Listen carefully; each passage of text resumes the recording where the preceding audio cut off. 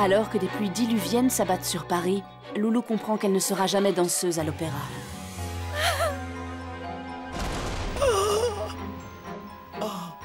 Lorsqu'elle découvre la mort de son arrière-grand-mère et qu'elle réalise que l'homme à la canne d'argent a aussi retrouvé sa trace, Loulou perd tout espoir. Vous n'êtes qu'un monstre!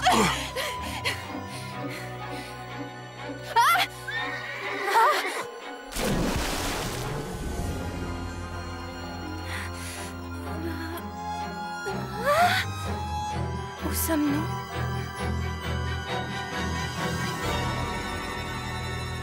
Bienvenue au Cabaret des Horreurs, un spectacle unique à Paris.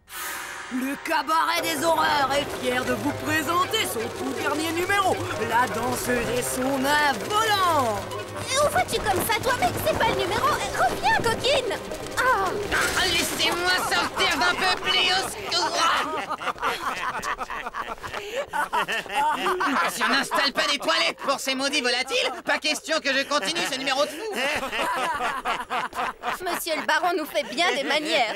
J'aurais bien dit autre chose si la bonne éducation que j'ai reçue dans ma prime enfance ne m'empêchait de dire des gros mots. Hors de question que je compte travailler avec ces trucs à plumes. Ah, quelle élégance, Max, il sait y faire. Ouais, facile quand on est grand. Toujours à chercher la moindre excuse, mon petit Toby. Ce numéro est trop romantique à mon goût. T'as raison, John. Ce numéro est beaucoup trop romantique pour le Cabaret des Horreurs. Et pas la meilleure trouvaille pour le porte-monnaie. Ici, on prend en compte qu'il faudra chaque jour donner à nettoyer le costume de notre cher Toby. Et là, au secours, j'ai le mal de l'air. Déposez-moi tout de suite sur le plancher des vaches. Oh, Danse, Toby, danse! On devrait essayer un nouveau numéro où Toby danse avec un gros python. Je vois. Tu veux te débarrasser de moi pour pouvoir épouser la femme à barbe?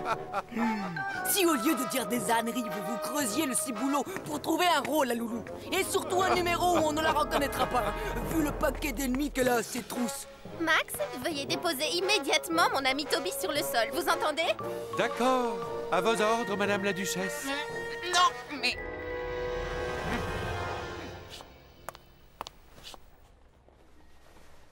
Ainsi, je suis votre ami. Je suis et resterai toujours votre obligé, jolie demoiselle. Si ça, c'est pas romantique. Si on la mettait à genoux dans une caisse en bois avec des roues, on ferait croire au public qu'elle a perdu ses jambes en passant sous un train. Ouais, et même qu'on l'appellerait Loulou Mobile. Hein, c'est pas rigolo, ça, Loulou Mobile, hein? Ah, vaut mieux en rire, allez. Non, c'est ni assez sanglant, ni assez terrifiant. J'ai une idée. On raconterait que ses parents l'ont abandonnée près d'une rivière et qu'elle a été recueillie par une famille de sangsues. Une famille de sangsues? Oh non, faut pas que Loulou voie ça. Ouais, elle vivrait dans un aquarium. La petite fille qui parle le langage des sangsues. Et pourquoi pas la petite sangsue, elle, pendant que tu y es? Toby, je sens que tu essaies de me cacher quelque chose. S'il te plaît, donne-moi le journal que tu lisais. Je n'aime pas être celui par qui les mauvaises nouvelles arrivent.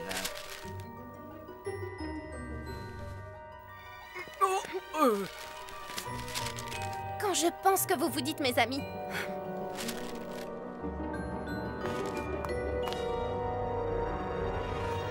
Bon, on va te le donner, ce journal. Mais promets-nous vraiment de ne pas faire de bêtises. Mon Dieu! C'est mon arrière-grand-mère. Demain, le tout Paris se retrouvera au cimetière du Père Lachaise pour rendre un dernier hommage à la duchesse de Lagny récemment disparue. Éléonore de Lagny aura mené une vie exemplaire, où charité et générosité étaient les guides, et cela malgré les malheurs qui n'épargnèrent pas les membres de sa famille. Nous garderons l'image d'une femme aussi douce que les signes de son lac qu'elle aimait contempler. Vite, dépêchons. Prions ensemble, mes chers frères. Repose en paix, Éléonore. Tu vas manquer à beaucoup d'entre nous. Notre ami, le baron de Bois-Robert, va nous dire quelques mots à la mémoire de sa très chère amie, la duchesse Éléonore de Lagny.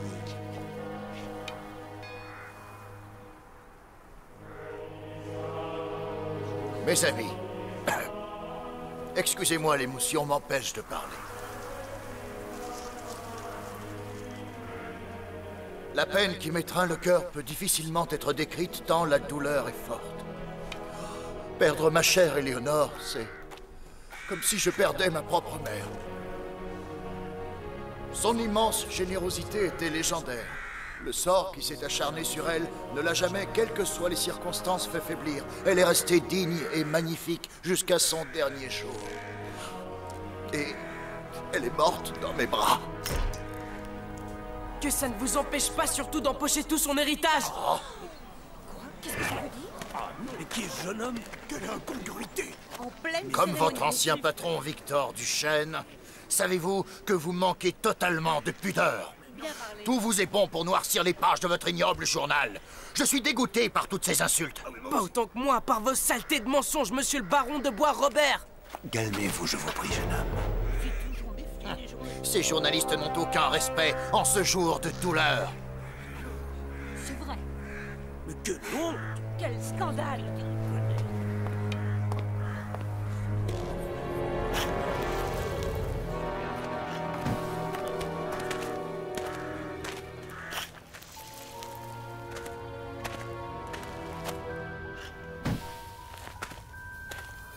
Vous feriez mieux de vous en aller, jeune homme. Dites-moi, pourquoi vous m'avez sauvé la vie la dernière fois au journal? Parce que, comme moi, vous voulez la protéger. Loulou s'est noyé pendant les inondations. Ne me dites pas que vous n'êtes pas au courant. Hein? Qu'est-ce que vous dites? Je pense que vos enquêteurs ont vraiment mal fait leur boulot. Mais vous, qui êtes-vous à la fin? Je suis... Merci d'avoir fait taire ce malotru, mon cher. Laissez-moi un instant avec lui. Très bien, Baron. Vous êtes jeune, mon garçon. Et ce cimetière n'est pas encore un endroit pour vous. Je vous suggère donc à l'avenir de vous mêler de ce qui vous regarde. Je vais suivre vos conseils, monsieur le baron. Vos crimes me regardent. C'est pour ça que je veux les exposer au grand jour, en pleine lumière. Et je veux vous empêcher de faire le mal. Votre place, à vous, est en prison. Bonne journée, baron.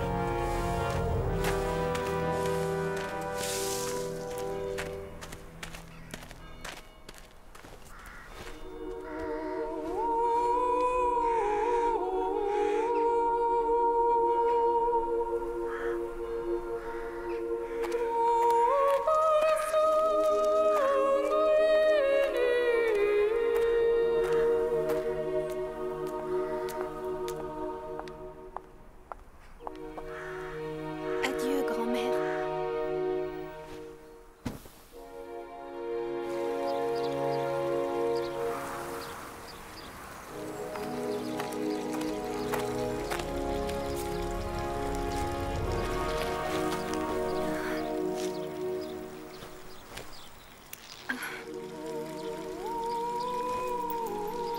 Grâce au médaillon que tu m'as donné, Gabi.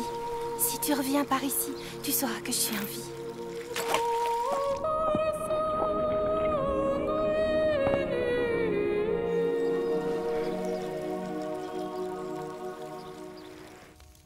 Loulou est morte. Si près du but. Et j'ai échoué.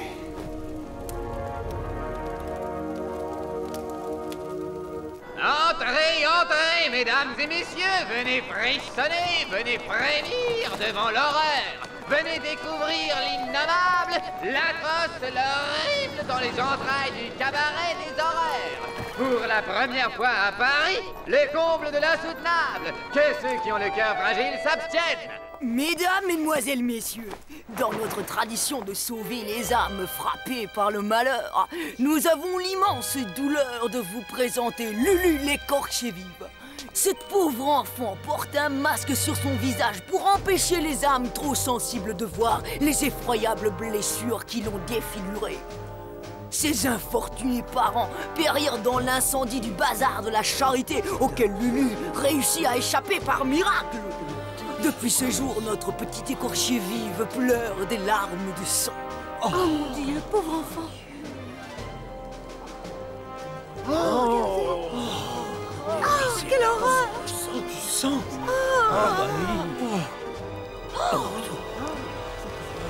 Tu vois, je t'avais dit que le jus de myrtille était spectaculaire. Regarde ce type. On dirait qu'il est prêt à tomber dans les pommes. Qui est devenue folle. Je n'aurais jamais dû te laisser lire ce maudit journal. Je me doutais que tu irais au cimetière. Si tes ennemis apprennent que tu es toujours vivante, tu n'en auras plus pour très longtemps. Je sais tout ça. Je te remercie, Toby, de te soucier autant de moi. Mais je ne pouvais pas laisser partir mon arrière-grand-mère sans aller une dernière fois lui dire que je l'aimais. C'est la seule famille qui me restait.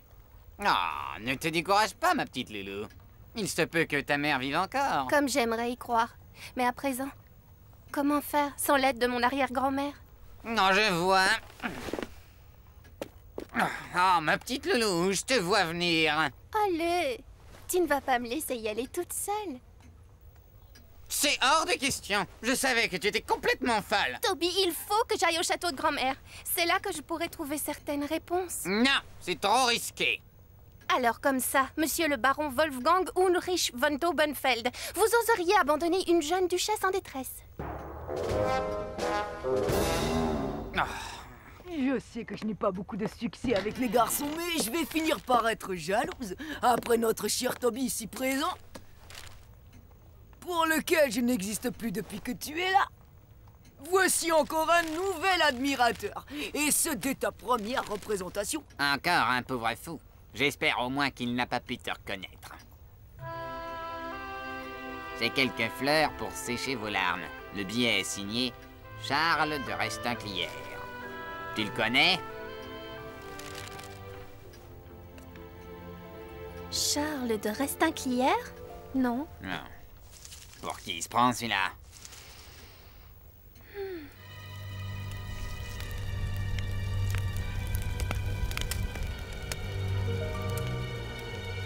Et voilà. Une minuscule égratignure est suffisante. Quelques instants plus tard, le sujet commence par avoir des problèmes de respiration. Il a l'impression d'être essoufflé, puis il s'étouffe. En moins de quelques heures, tout donne l'apparence d'un décès par pneumonie. C'est un poison qui vient d'Afrique. L'autopsie ne révélera aucune trace dans l'organisme du défunt.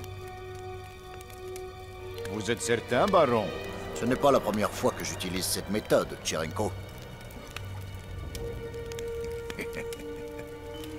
Et celle-ci a l'avantage d'être tout de même un peu plus discrète que la nitroglycérine de votre dernière tentative, qui a fait malheureusement la une de tous les journaux, et qui a valu encore plus de publicité à ce maudit Gabi du journal de Clairon.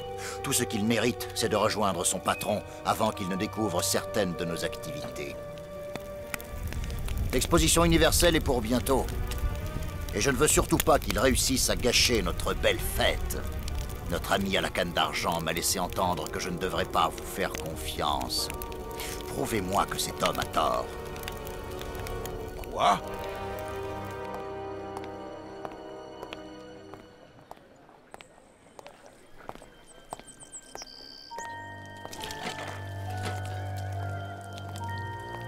Venez goûter bon marron chaud.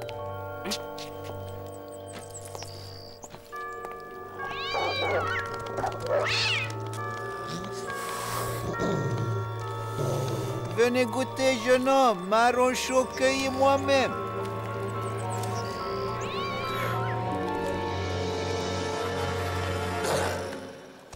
Bon goût, pas vrai? Oui, merci, madame. Moi, offrir petit cadeau. Non, je veux vous le payer. Si vous insistez, tenez.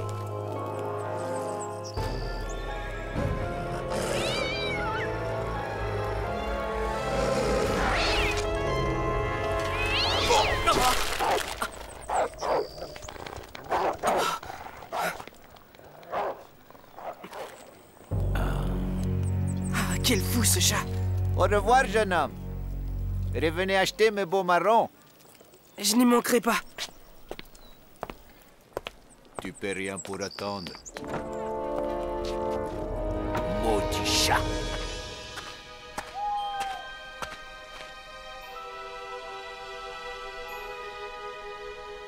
Ainsi donc, duchesse. Voici ton château. Grimpe, allez.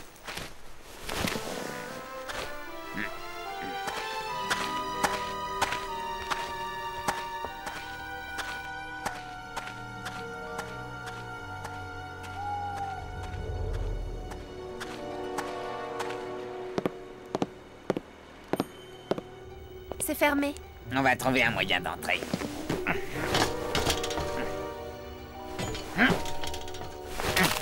Je savais bien que ma taille de troll dont tout le monde se fiche me servirait un jour.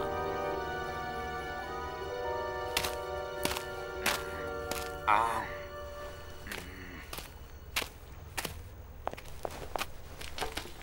Quand est-ce que les gens se mettront dans la tête qu'il ne faut jamais laisser traîner ses clés?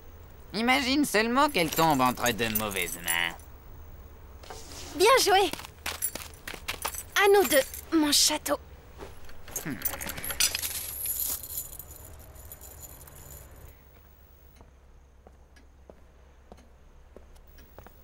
Ce monstre de Bois-Robert a vraiment réussi à chasser toute vie de cet endroit. Mais non, tu es là.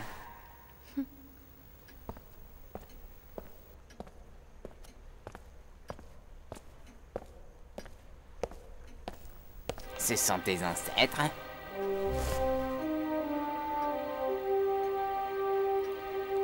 Oui, c'est toute ma famille. Lui, c'est le chevalier Gauthier de Lagny, fondateur de notre famille. Ah, il vit en toi maintenant. Lolo, tu te dois de sauver l'honneur de tes ancêtres. Merci de me le rappeler, monsieur le baron von Taubenfeld. Alors, fière et fidèle monture, qu'est-ce qu'on attend? À l'assaut! Commençons par le bureau de mon arrière-grand-mère. Oh non, les monstres, ils ont tout vidé. Qu'est-ce que tu crois? Ce maudit Bois-Robert n'a rien laissé au hasard. Il a fait disparaître toutes les traces qui pouvaient prouver ton existence. Il n'y a plus rien du tout. Je vais aller voir dans le grand salon.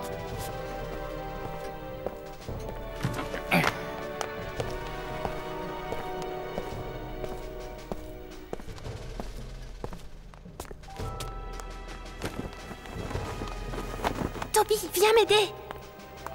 C'était le fauteuil de ma grand-mère. Oh.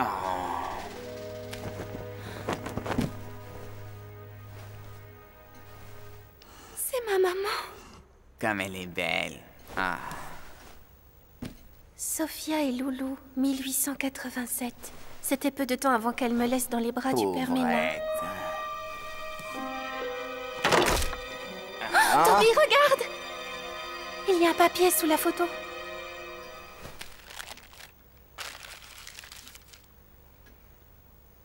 Qu'est-ce que c'est d'après toi?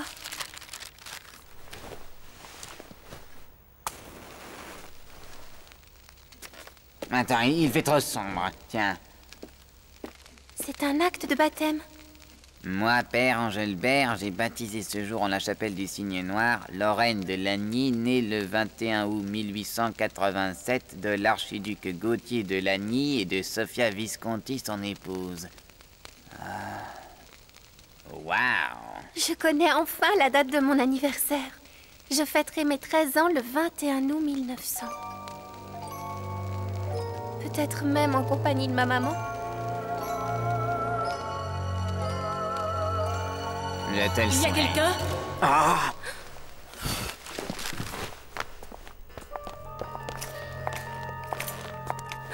Ah!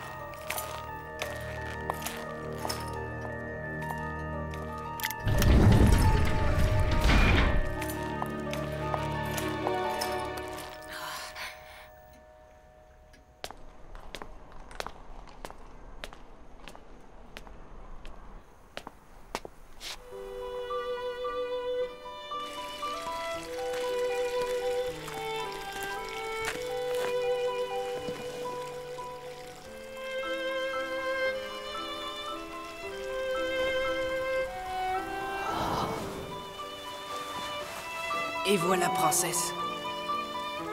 Tu trouves, toi, que j'ai l'air d'une princesse? Tu es vraiment une princesse, Loulou. Eh bien, je vous emmène dans mon palais.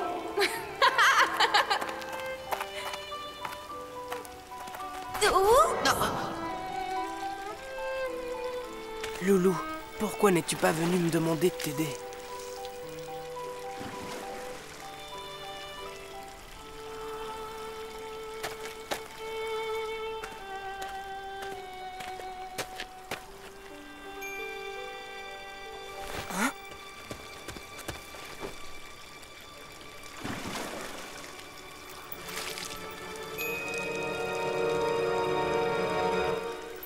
Loulou, je savais que tu ne m'avais pas laissé. Où sommes-nous? Au pays des araignées. Attends, il y a une torche. Voilà qui va nous aider. Cet escalier a l'air de conduire en enfer. Alors, ma chère duchesse, allons y faire un tour. Après tout, tu es chez toi, Loulou.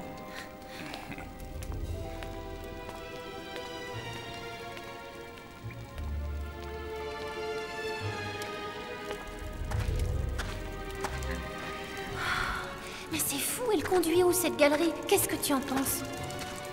C'est humide, je crois qu'on est sous le lac. Continuons.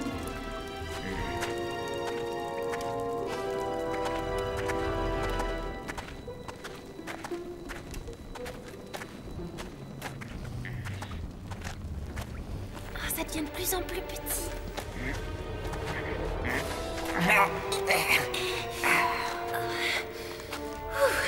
J'ai mal partout. Bon, plus qu'une petite grimpette et on y est. Je me demande bien où.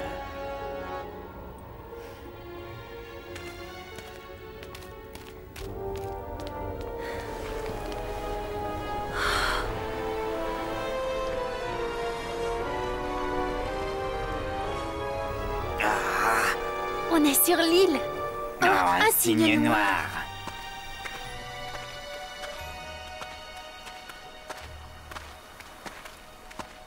Ça doit être l'île au milieu du lac des Cygnes en face du château des Lagny. La chapelle du cygne noir. Celle qui est mentionnée sur ton acte de naissance, celle où tu as été baptisé.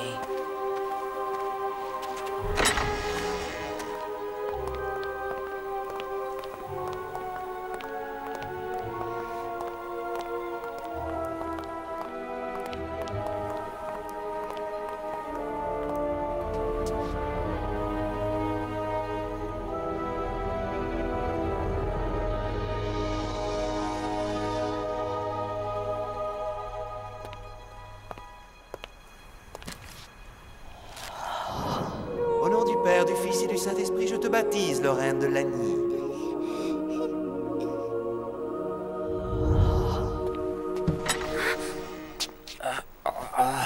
Cachons-nous.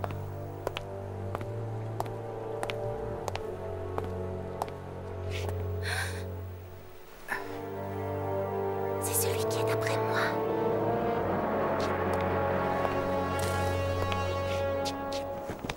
Pardon. Pardon, Sophia. Oui, j'ai échoué. Il ne me reste plus rien de toi. Je reste seul avec mes souvenirs. Loulou a disparu aussi, pardonne-moi. Chut.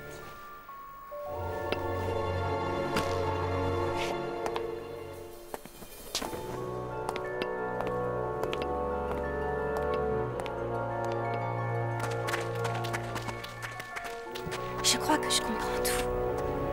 Il a tué mon père parce qu'il aimait ma mère. Quel horrible bonhomme.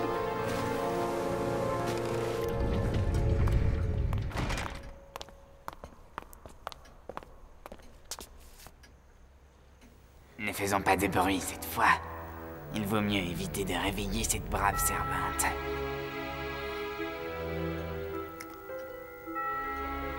Ne pleure pas, Loulou. On a enfin trouvé de quoi prouver que ce château est bien à toi.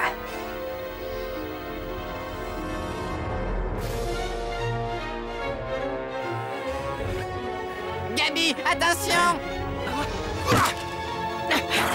Tire! Attention! Aïe! Gabi, vite, il file!